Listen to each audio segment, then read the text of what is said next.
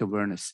And I thought for a few minutes and came up with few suggestions, few areas of possible collaboration with experts in this room. Well, we can leave it for open discussion at the end of this presentation. Okay. First of all, why building? Why they're important? I picked some pie charts from EIA, Energy Information Administration. And if you look at the oil and gas consumption in each sector, I have electricity consumption in the next slide. In oil section, actually, for residential homes, actually, we have the percentage dropped. But because of the huge increase in demand and number of houses, you see that about 70% in energy increase. And MTOE is a megaton oil equivalent. But for gas, number-wise and percentage-wise, both of them increased. And they're huge numbers. I have another slide on importance of building, because first of all, I should convince you that I'm important and my lecture here is important. After I proved it, I talk about my expertise. And this is about electricity. You see, electricity, we have lots of new gadgets that needs electricity. In electricity, we have about 400% increase about when we look at the value, look at the amounts. And this graph gives you an estimation, actually. It's about the world energy consumption in building sector for last year is about 570 quadrillion BTU. Quadrillion is 10 to the 50. 1 and 15 zero next to it. And last year, CO2 emissions in building sector was 25,500 million metric tons of CO2. So I'm important. I proved it. Even in my classes, I try to make it funny and keep the attention of my audience, because technical things for a long time, usually it's when you talk about it, it's kind of boring. So to make it attractive, in building energy efficiency is in two directions: reducing the energy demand and then provide energy from renewable sources. So if you make them balance an annual base, you call it net zero energy building. But if you need to provide the energy that you need at any moment using renewable sources, it's zero energy building. And it's much more expensive. And usually it's good for off-grid cases. You don't have any grid connected that you can borrow and return it back to that. So net zero energy building, that sometimes by mistake, people look at it as zero energy building, it's much more favorable.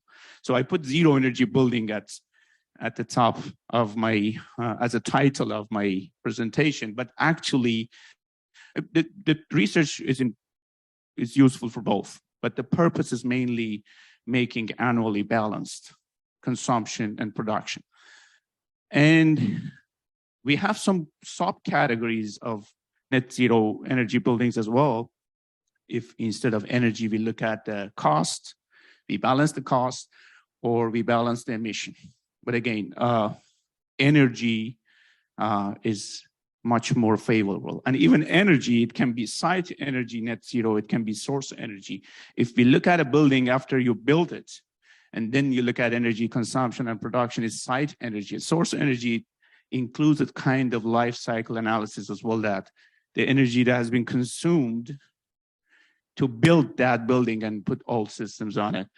So again, site energy, I can say that the most favorable one is the site energy net zero energy building. Actually, is a goal, is a dream of many researchers that they put more and more buildings under this category. And what research can be done? There are three main elements in a building. It's an envelope, system, when we call it system, mainly for us is air conditioning, HVAC. I remember once at UNT, we had a meeting with big people.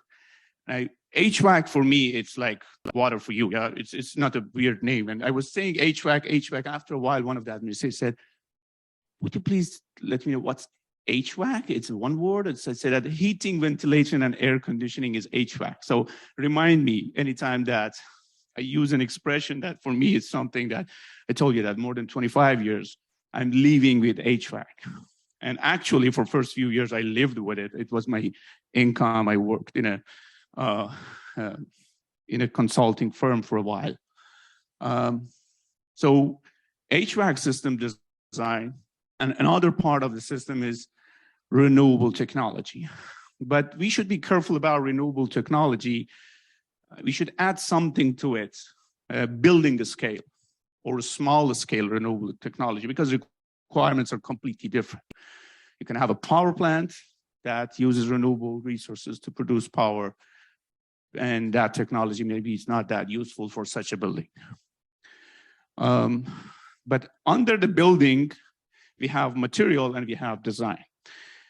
That time that I graduated and I got involved in HVAC industry, as I remember, because my brother is an architect, and the curriculum of architecture was in a way that they had not that much to do with energy part, and even in consulting firms, mechanical engineers should take care of advices regarding material energy-wise. And also design, it's better to work on orientation. Your window to wall ratio is kind of big, small. But because of that NSF grant that I had a collaboration with our architecture department 5 years ago, and I figured out that area is not for us anymore. They take care of whatever is required envelope-wise and design-wise by themselves. And they are expert in lots of energy modeling and stuff. So we focus on our things, HVAC and also power.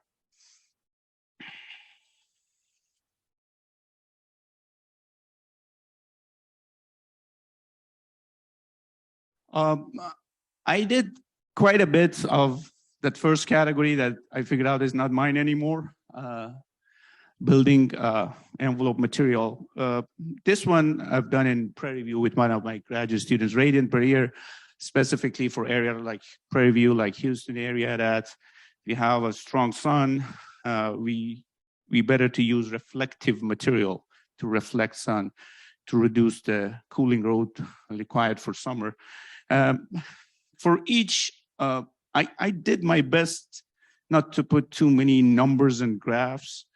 I have few, but because I want to, okay, sorry. I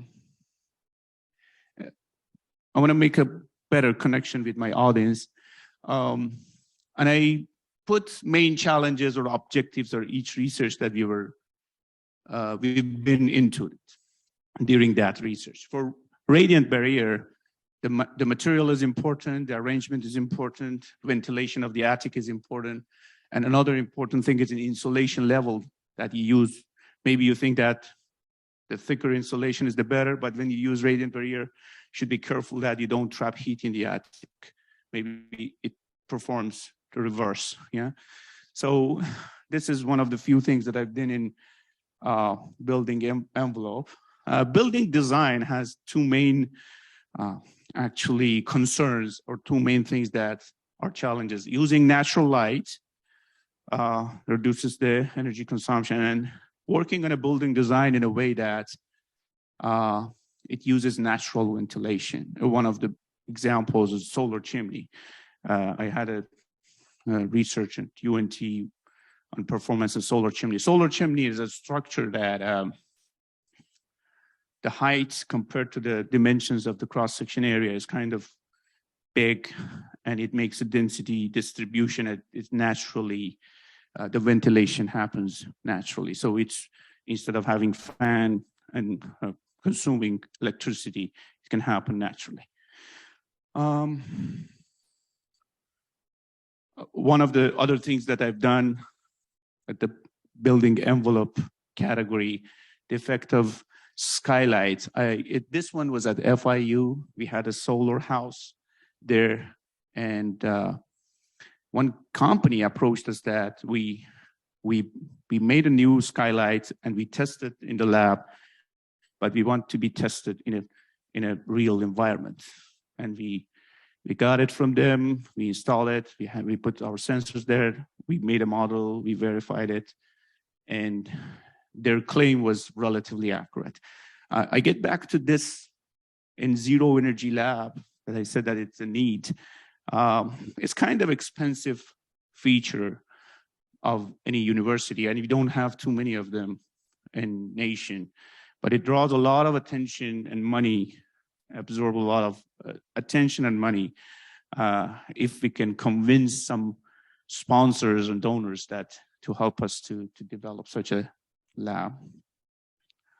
System, I put some percentages, which is kind of is a good estimation for worldwide, actually. 10 to 20% of the total energy consumption is for HVAC, but there is no number for it. It depends on weather, depends on the type of the building, is commercial, residential, many things. But it gives us a good sense.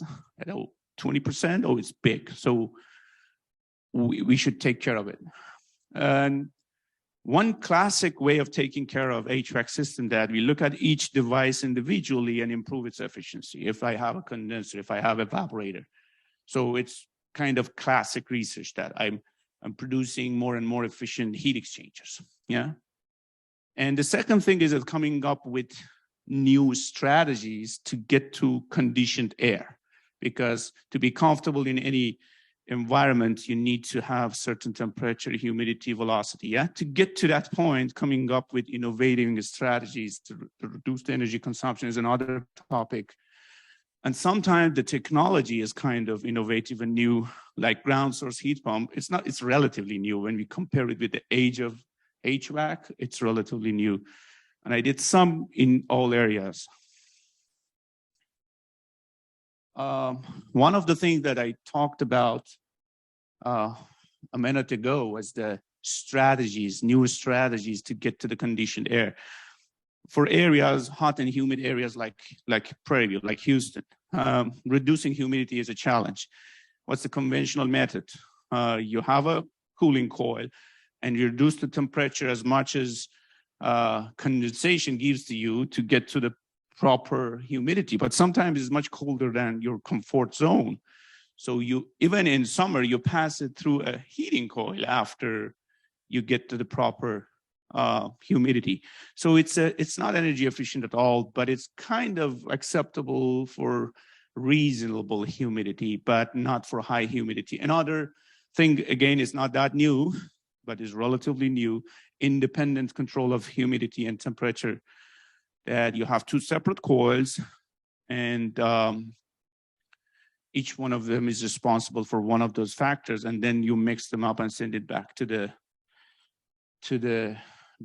room, to the conditioned space. And challenges, the arrangement, put the coils in series or in parallel, what should be the flow rate passing through each one of them, full fresh air or partially return air. And we have two different systems, constant airflow, variable refrigerant flow, and the other one, which one works better. So these are the challenges of this actually,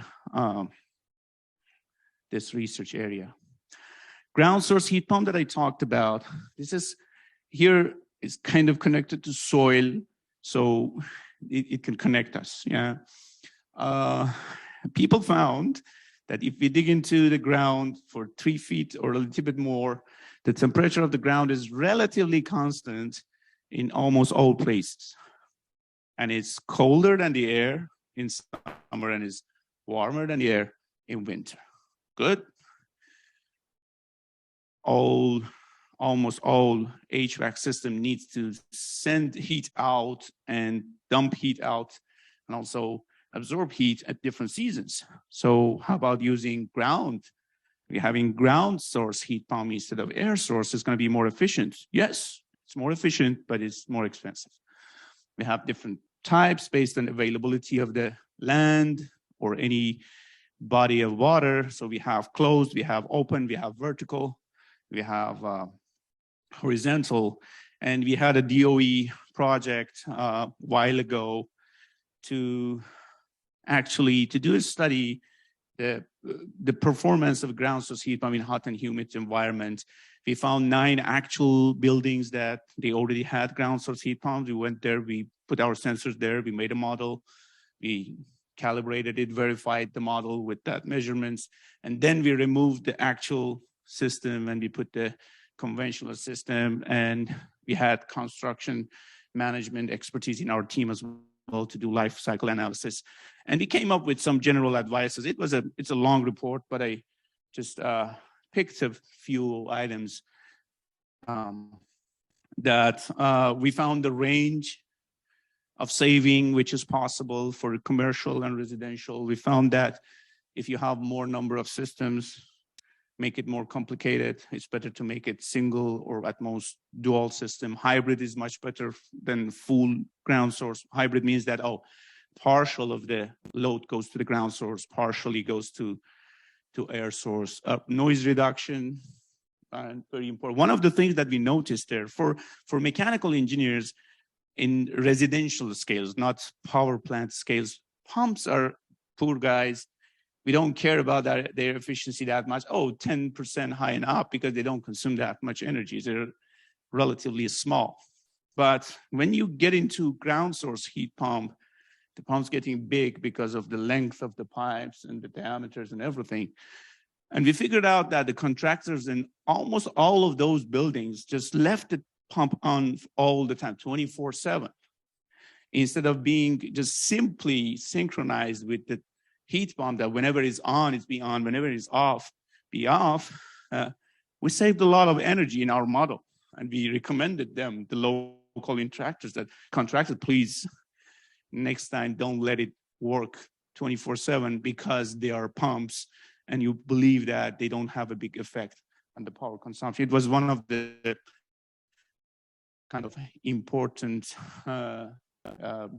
conclusion that we had from this project. Incentives are important, as you see, for solar. Maybe you've seen in Texas that the government gives intensive, but ground source heat pump in some states, they give tax incentives. Let's get into the power. PV, photovoltaic, it's the most common. It's not that mechanical, it's more electrical. Technology, relatively mature. When I say mature for application, there is a room for improving efficiency till infinity, but it's applied. You can buy and you can go to Home Depot, Costco, a representative comes to you and just you sign a contract. And we have a PVT, where PV thermal, because each PV release a lot of heat, and you can use that heat, you can send it to the place that you need it for hot water or hot air. And another thing that we have under PV category, we have BIPV, building integrated PVs. You have shingles that they are not actually shingles, then they are PV panels. So it's a dual benefit. You have a wall that works as a structure of the building and it produces power for you as well. So I haven't done that much in that area because it's more electrical and kind of physics, the research under that. I worked on thermal, solar thermal power generation that is kind of mature and applied for high scale, for huge scale, for power plant scale. ORC, or organic Rankine cycle. Organic is not that organic that you hear every day. It's a material that has a carbon in it, and refrigerants are examples of that. Instead of water, if you use organic fluid, so it can be used in small scale, but the efficiency is low. I did a research on effect of working fluid on the efficiency, and I published a paper that drew a lot of attention, lots of citation. The procedure for selecting working fluid for solar organic Rankine cycles. And our repository was 115 refrigerant. And at the end, we came to a list of 10. And then we selected an actual building, and we designed an ORC system to make it net zero. It's an actual building in Florida. And I started this in Florida. I continued with the thermal energy storage in Prairie View. And at the end, so one of the few slides here with me that has numbers in it, that at the end we came up with 2 refrigerants. As you see, even the best efficiency is at the 13% level. It's not that big. But the thing is that the land area required for the best case is about twice of the square foot of the building. Is not acceptable. So what should we do? One of the solution going to be thermal energy storage. Oh, it's another a comparison with PV. You see the payback period for both of them is huge. You may say that why it's not that big when they promote it, because they don't want to make you independent from the grid. They want to reduce your bill. They don't want to eliminate your bill. Yeah.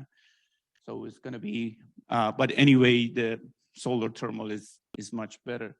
So what can be done to make it even more efficient using a thermal energy storage? The sun source is not regular.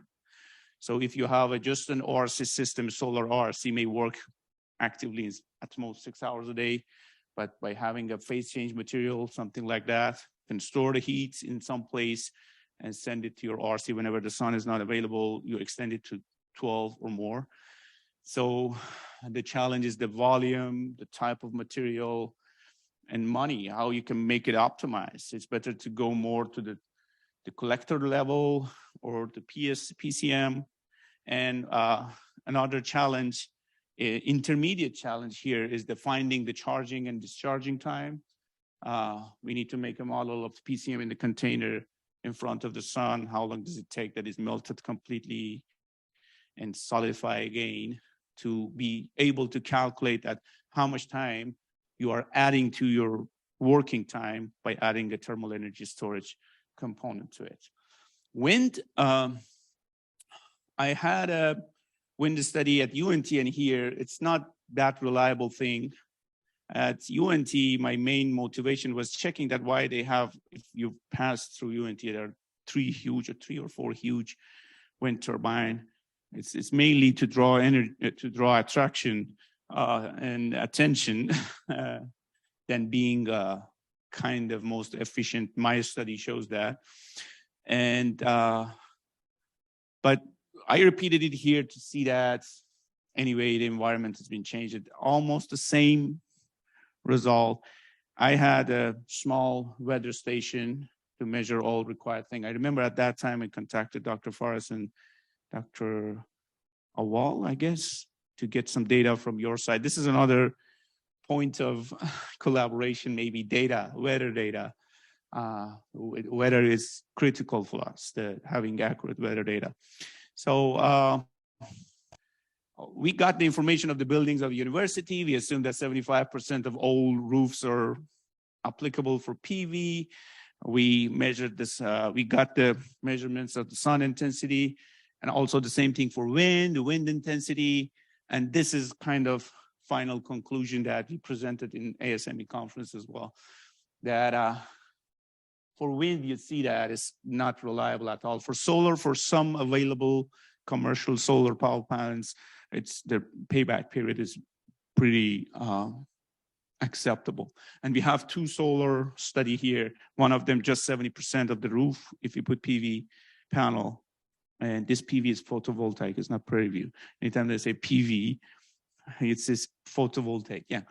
PV for PV, photovoltaic panel for Prairie View. And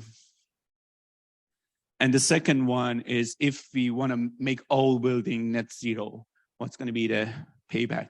Don't forget that we never include land expense. Yeah. So if you have available land, because the roof is not enough, you need extra. So we assume that it's free. So it's going to be much more complicated if you want to include land as well. A couple of slides, I'm close to the end, regarding zero energy lab. Whatever that we build, we test. We build a truck, we build an airplane, we test it in the lab. And it's possible because it's possible to provide an environment in the lab which is kind of similar phenomena. It's not exactly the same, but we have similarity equations that makes us confident. But how about a building? It's not that easy to do that. A zero energy lab, that one, you see the picture at the top, it's at UNT, that it was very expensive, actually a small building, but it drew a lot of attention from companies. Once a company called us that, oh, I have a new heat pump that in the lab, this is the efficiency. We want to just put it there for free for a year, donate it to you after that experiment, just keep it. Just let us know that how does it work in the real environment. Or we had a company, the window company said that, oh, we can replace all of the windows for free with our product to give us the performance and in actual environmental real data. So it's very useful from research point of view, but it's from public awareness. At that time, I was kind of younger. As you see, I have lots of more white and gray hair. So from high school to other universities, city officials, we have lots of requests to have a tour because of our claims. So public awareness is very important when we get to energy. Sometimes you may feel that, oh, I want to go to that direction to reduce my electricity bill for $50 per month, I pay for it. No, it's not that simple. If you know that what a big issue is that $50, if you multiply by millions of households, and then convert it to energy, what's a big energy crisis can be resolved if you go into that direction and improve your system slightly. So yeah, public awareness, it's something that is super important. And one of the components that I considered in my technical elective class, that we give this information, not just technical, the importance of the global aspects of the energy crisis and relevance to our everyday life. Sometimes we feel that it's just big people should make decision about it, why I should care. Yeah, every single person can have an effect on an energy crisis. The thing that came to my mind after thinking a little, I mentioned during my presentation that weather data, an idea, again, is not that new. Micro weather data, specifically for new buildings. If we put some features, I don't know, some sensors on all new buildings or even old buildings that send some temperature, humidity, some local data to a center, instead of having one center, all measurements has been done there. So is our prediction going to be much more accurate? And also we can have localized solution for energy efficiency, because there are some typical solution like insulation, efficiency of this, do that. Then whoever comes to your place to give you consult, 80% of the consult is that, and 20% is a minor difference with typical, yeah? But we can come up with some just customized solution for each customer based on the area and application and building. That, yeah, it's good, but it doesn't worth that you spend that much money just to change the whole insulation of your roof. So this is one of the things. And ground source heat pumps, I think the last S should be lowercase, ground source heat pumps, and the effect of soil property and ground source heat pumps performance.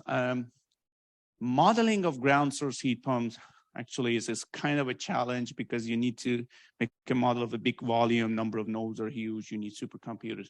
I don't know how does it go, but I know that you're good in measuring soil properties and some of them may be relevant to the heat properties that we need, may not. We can start a conversation. Thank you very much again for coming and listening to me.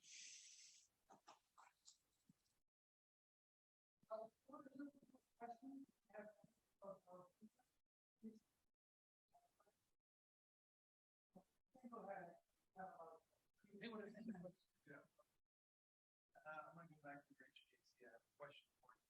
And that is that buildings that we have here, the laboratories and so forth, they have, and I know it depends on the size of the plenum, but we don't have conditioned plenums. And all the HVAC equipment is up inside these plenums in these buildings here. Are we better off with a conditioned plenum from an energy standpoint of all the HVAC ductwork and everything that is up in there? I know it depends on the size of the plenum and a lot of other things, but are we better to condition the plenums or to not condition the plenums? Honestly, you answered the question. It's when it gets to these type of things, it depends. Size, weather, but definitely in areas like Prairie View and Houston, that your heat actually load in summer, that actually going to be your cooling load of your devices, is kind of much bigger than the cooling. I can say for certain that definitely going to affect your energy efficiency with a good payback period. Yeah. But it should be a study. The thing is that sometimes you go to a person to get money, say that, oh, if you spend $10 million for buildings of this campus, the payback period is 5 years. And after that, 30% drop of your annual electricity bill. The main issue that I don't have that $10 million, even if it drops to zero. Yeah. Sometimes the capital cost makes sense from economic and energy point of view, but availability of that capital cost is important. I can say that for environments like here, that the heating load is high, definitely it helps, but we should study how much, what will be the payback period for that. And a follow-up to that, with this environment, we can't just close up the envelope because of the moisture, the humidity, you said. So what is our best way to not necessarily remove the humidity, but keep ventilation in these plenums and everything too? So we have some conventional methods, desiccants. We have that's heating coil actually after cooling it down for more than your cooling need. But the thing that I mentioned, the strategy that I mentioned is perfect for hot and humid, that I told you that we have a research that it was not successful, that my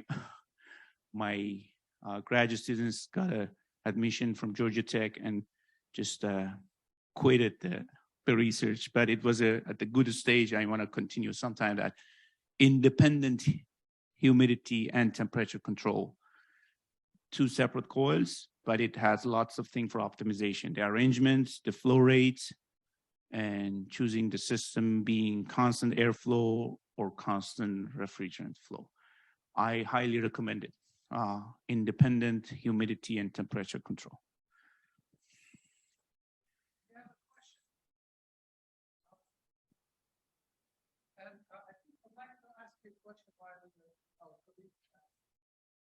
The Department of Energy is having what they call a heater technology snack competition that was due on August 30th. It was yesterday. It was yesterday. We missed it. So there are, like they're saying, there are 12.5 million homes use of pellets. So I think we can optimize those 12.5 meters. It's gonna.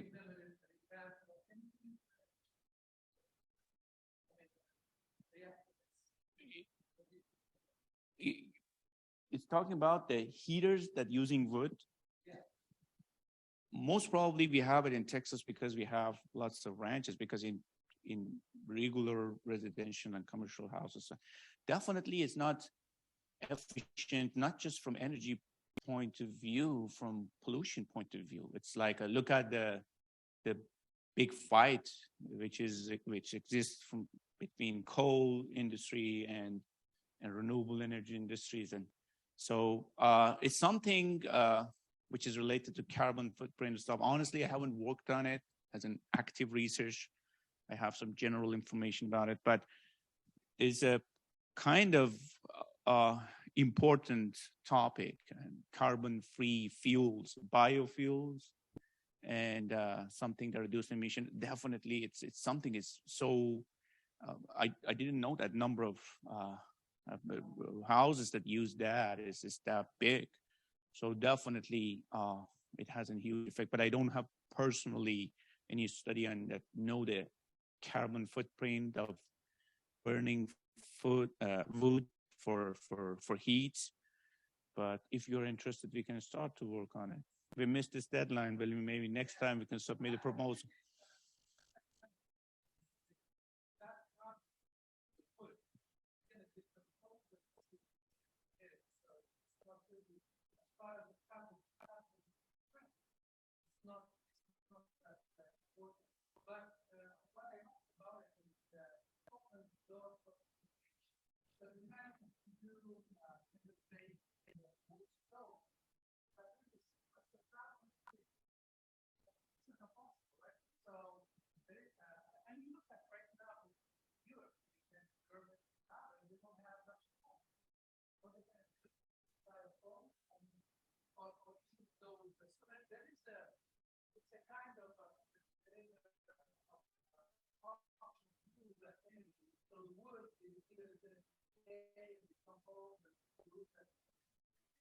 Or you use it for that, and maybe there is a light, and that's what creativity of innovation. So I think it's a good.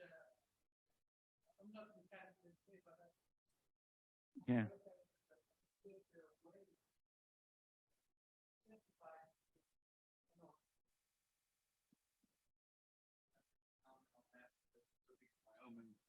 Wyoming, Montana, regionally, that's where it becomes important, because that's the cheapest way to get fuel to the house. And every other house in Wyoming and Montana uses wood for their heat source. And it is because it's so cheap to get that fuel to you, because as you said, you mentioned ranches, but states where the distances are great and so forth, you don't have gas lines, you don't have coal trucks or oil trucks running, house to house to house. And so it is a primary source of fuel in a lot of states like that.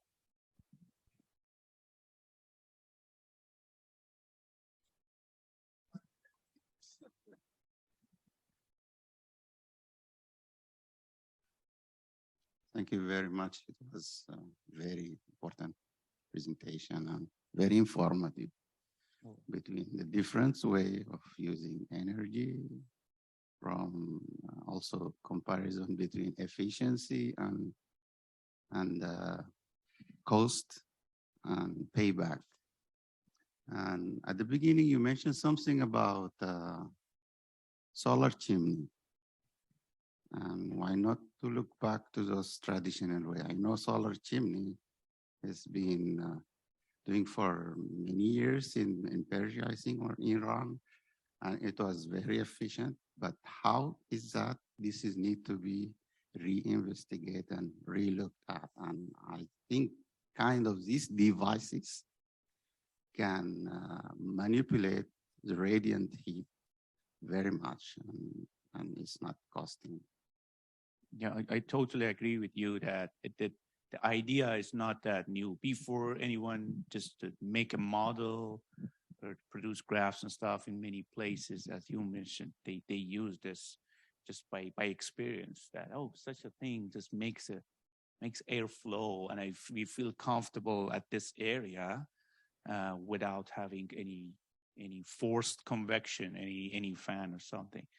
But I don't say that we should get back to that, but considering this as an element wherever is possible. Yeah, sometimes based on the application of the building, based on the budget, based on the many things, or aesthetic point of view, it's in a place, in a city that they don't let us have such an element, extra element there. But it's good to have it in mind that this can be a strategy in some places and can reduce the energy consumption, because the life of a building, actually, it's I guess in United States it's infinity. Yeah, you renew it, but for a long time you use a building, and usually a renovation is kind of internally or something to make it more beautiful. But these kind of structural changes usually doesn't happen, and it's good to consider for a building that is functional for the big while. Yeah, I totally agree with you.